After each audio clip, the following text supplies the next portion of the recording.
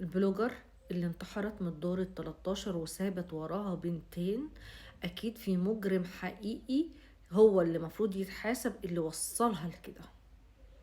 لان عارفين كل انسان عنده طاقة تحمل، وكل طاقة تحمل بتزيد او بتقل حسب مدى ايمانك وقربك لرب العالمين. البنت دي وصلت للانتحار لانها ما تعرفش حاجة عن الانتحار غير ان هي هترتاح، مع ان احنا كلنا جايين في الدنيا دي عشان نفوز بدرجات. وربنا لما بيبتلي انسان او بيحط انسان في كروب او بيحطه في اماكن صعبة، والله ما بيحطها الا انه عارف انه الشخص ده هيقدر يعديها. ربنا ما بيحملناش فوق طاقتنا. هتقولوا لي الاكتئاب، هتقولوا لي الخنقة، هتقولوا لي الدنيا اسودت في عينها. ربنا حذرنا من ان احنا ننحي حياتنا وان هو رحيم بينا. خليني اقول لكم، طول عمري بقول على كل شخص انتحر بسبب انه في حد بيضغط عليه نفسيا، بسبب حد بيدمره، وان كان بيسوء سمعته وبيشوه حياته، مهما نتعامل فيك، عايزاك تبص لحاجة واحدة بس، على رسولنا الكريم صلى الله عليه وسلم، وعلى الصحابة، وعلى زوجة الرسول.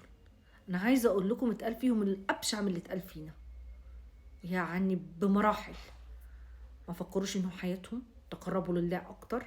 حاولوا بقدر الامكان انهم يعالجوا نفسهم بالقرب لرب العالمين. هي الصلوات اتعملت ليه؟ هو الكلام مع ربنا لما بنتكلم معاه بنرتاح ليه؟ هي الناس اصلا بعيدة يعني بعيدة عن كلامها مع ربنا ليه؟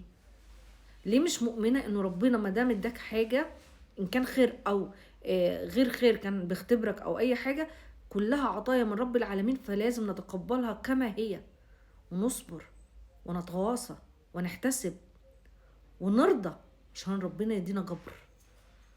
الشخص اللي بيفكر ينتحر، هي خلاص ربنا يرحمها ويغفر إليها، ويا رب يا رب يا رب يعني يتجاوز عن خطاياها يا رب، اللهم امين. ويصبر بناتنا، سابت طفلتين وراها، طبعا ذنبهم في رقبة الام ورقبة اللي وصل الام للمرحلة ديت. اي انسان بيفكر ينتحر، كلامي ليك انت، ان كنت صغير او كبير، الانتحار مش راحه، الانتحار ده عذاب. لو انت فاكر انك هتنط مثلا من الدور ال13 او هتنهي حياتك، مثلا تقطع شريان او اي حاجه، انت لحد ما يوم ما تبعث وانت في القبر هتفضل تحس بنفس الالم اللي حسيته لحظه موتك. تخيل. بل بالعكس، انت لو عشت وقمت صليت ركعتين لوجه الله تعالى، او ركعتين مثلا قضاء الحاجة، ان انت في عندك حد متسلط عليك وحد خانقك وحد تعبك نفسيا وبكيت لربنا، هترجع اقوى من الاول. هتتعب يوم، 2 سنة، 2 3، مش احسن ما تموت الى قيام الساعة وانت بتحس بنفس الالم في القبر؟ فده عذاب ليك انت. غير انه ربنا نبهنا قال ولا تقتلوا انفسكم ان الله كان بكم رحيما. فربنا عالم بيكم، ربنا رحيم بيكم، وامركم ما تقتلوش نفسكم، ما تنهوش حياتكم بايدكم لمجرد ان انت زهقت، لمجرد ان انت بتقول انا ما عنديش طاقه، لمجرد ان انت بتقول انا مش قادر استحمل. انت حابب تعيش الحياه ديت بالحلو والمر اللي فيها، وتاخد اجر وثواب كبير، لانه بعد الصبر جبر، والحقوق بترجع في الدنيا قبل الاخره. ولا تنهي حياتك بايدك لمجرد ان انت بتريح الناس اللي حواليك، لان الناس اللي حواليك اساسا هينسوك وهتبقى ذكرى، وانت اللي هتفضل تتعذب في القبر. ايديك عملت كده هتفضل تحس بنفس الالم الى قيام الساعه. هتفضل تحس بنفس الهبده وبنفس الخبطه وبنفس الرزعه الى قيام الساعه.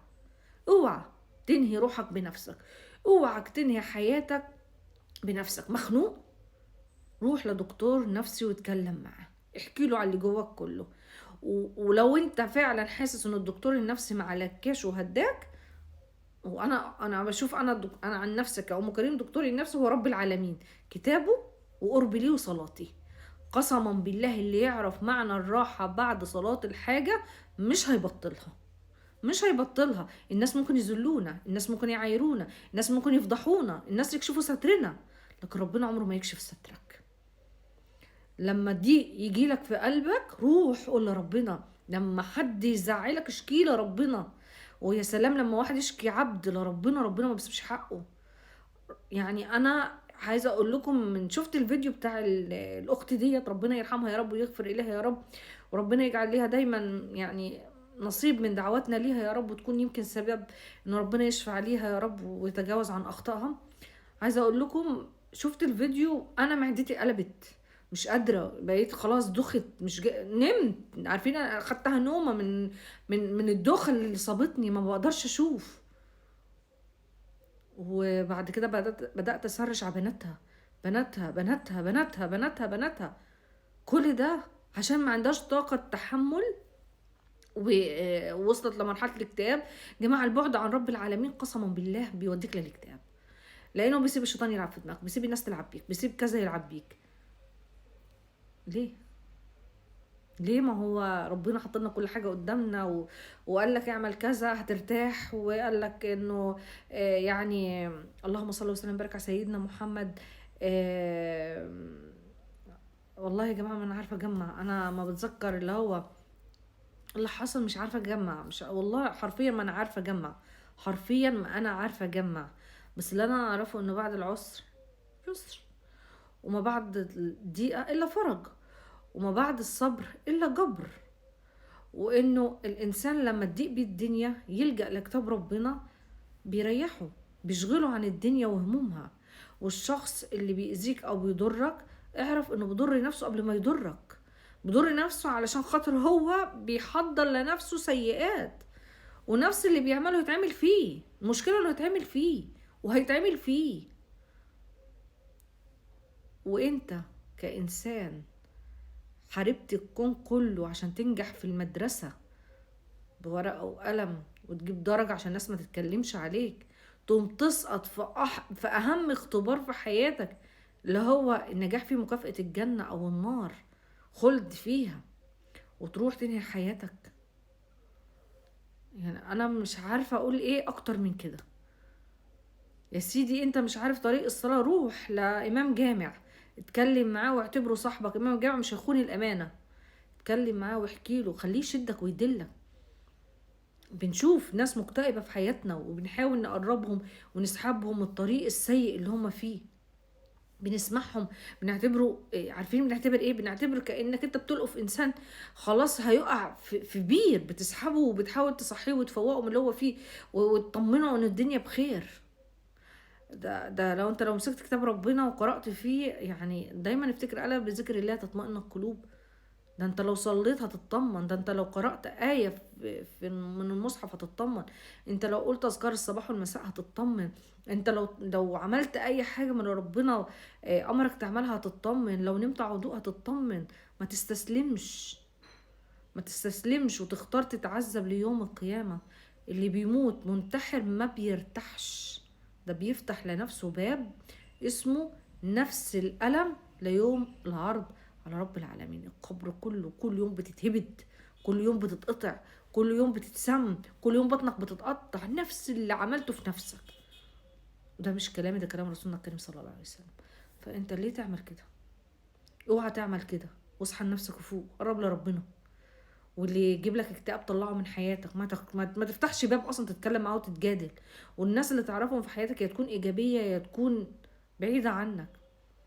وما تفتحوش باب للشيطان، افتحوا باب دايما للخير مع رب العالمين.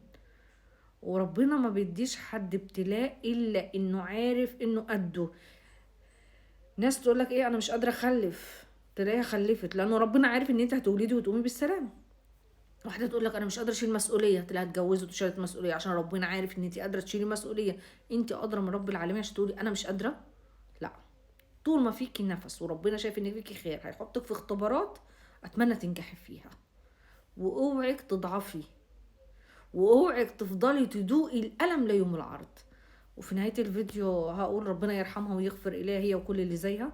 واي بني ادم بيفكر في الخطوه دي اصحى نفسك وفوق، يعني انت ما تخسرش دنيا واخره. ويا رب يصبر بناتها يا رب. واتمنى انه الناس اللي وصلوا للمرحله دي ينالوا جزاتهم وعقابهم، عشان ما حدش يوصل حد تاني للمرحله دي. اتمنى انه يبقى في اجراء قانوني للناس اللي بيوصلوا الشخص للمرحله دي، يعني اللي هو طليقها ده لازم يتحاسب، وكل واحد وصلها كده لازم يتحاسب، عشان بعد كده ما حد يجي يعمل زيه يفكر انه هيتحاسب. ربنا يرحمها يا رب ويغفر إليها ويجعل مسواها الجنة يا رب، مأواها الجنة يا رب بإذن الله تعالى، ويصبر ذويها. اللهم آمين.